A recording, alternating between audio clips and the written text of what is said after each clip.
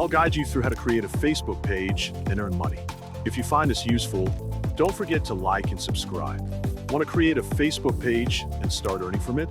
Here's a simple step-by-step guide to get you started. First, click the menu icon at the top right corner of your Facebook screen. Then, select Pages and click on Create New Page. Fill in the name of your page, select the appropriate category, and add a bio if necessary. Once everything is filled out, click Create Page. On the next screen, you'll need to enter your contact information, including your mobile phone number, email address, and location. After filling in those details, click Next. You'll then be prompted to upload a profile picture and a cover photo for your page. After that, enter your cell phone number to receive a verification code. Once you receive the code, enter it and click OK. You'll also have the option to invite your friends to like your page. Just click Next and then Done. Congratulations! Your Facebook page is now successfully created.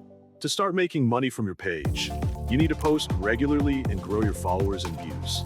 The more active and engaging your content is, the faster you can start monetizing. To check your earnings and performance, go to the professional dashboard.